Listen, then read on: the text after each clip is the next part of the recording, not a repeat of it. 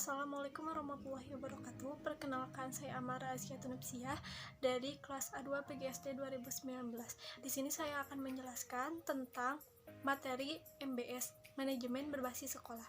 Manajemen adalah suatu proses tertentu yang terdiri atas perencanaan, pengorganisasian, penggerakan, dan pengawasan yang dilakukan untuk menentukan dan mencapai tujuan-tujuan tertentu dengan menggunakan sumber daya manusia dan sumber daya alam yang ada.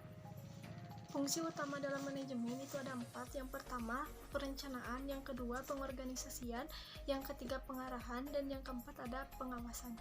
Fungsi perencanaan, proses yang menyangkut upaya yang dilakukan untuk mengantisipasi kecenderungan di masa yang akan datang dan penentuan strategi dan taktik yang tepat untuk mewujudkan target dan tujuan organisasi. Kegiatan dalam fungsi perencanaan, yang pertama ada menetapkan tujuan dan target, yang kedua ada merumuskan strategi, yang ketiga ada menentukan sumber-sumber daya yang diperlukan, yang keempat ada menetapkan standar atau indikator keberhasilan dalam pencapaian tujuan dan target. Faktor dalam pencapaian tujuan, yang pertama ada adanya penggunaan sumber daya organisasi baik dari sumber daya manusia maupun faktor-faktor produksi lainnya. Yang kedua, adanya proses yang bertahap dari mulai perencanaan, pengorganisasian, pengarahan, dan pengimplementasian hingga pengendalian dan pengawasan. Yang ketiga, adanya seni dalam menyelesaikan pekerjaan. Mengapa manajemen dibutuhkan? Yang pertama, untuk mencapai tujuan organisasi. Yang kedua, untuk menjaga keseimbangan di antara tujuan-tujuan yang saling bertentangan. Yang ketiga, untuk mencapai efisien dan efektivitas. Jadi kita bisa memanfaatkan sumber daya yang ada untuk mencapai tujuan efisien dan efektivitas.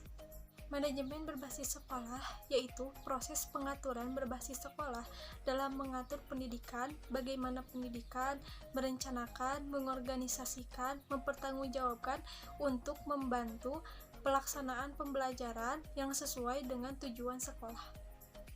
Sekolah menggunakan MBS, ada gak sih keuntungannya? Ya pasti tentunya ada. Yang pertama, kewenangan sekolah membawa pengaruh langsung terhadap peserta didik. Yang kedua, bertujuan memanfaatkan sumber daya lokal, yang artinya yang dimiliki barang di sekolah bisa disumberdayakan kembali. Yang ketiga, efektif dalam melakukan pembinaan peserta didik.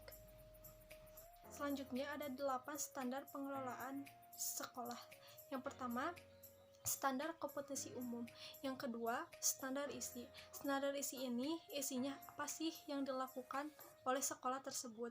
Selanjutnya ada standar proses. Standar proses ini bagaimana pelaksanaan pembelajaran di sekolah tersebut. Selanjutnya ada standar pendidikan dan tenaga kependidikan, contohnya kepala sekolah, lab, dan lain-lain.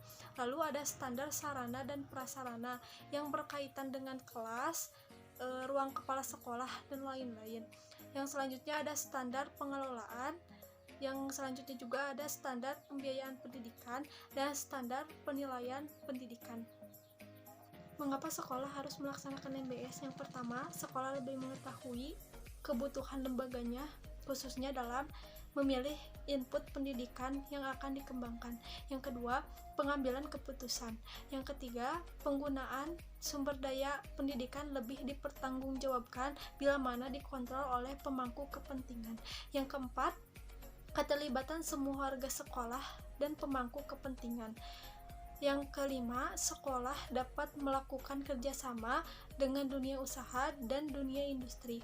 Yang keenam, sekolah dapat berkompetisi secara sehat dan dengan sekolah lain untuk meningkatkan mutu pendidikan melalui upaya-upaya inovatif dengan dukungan orang tua peserta didik.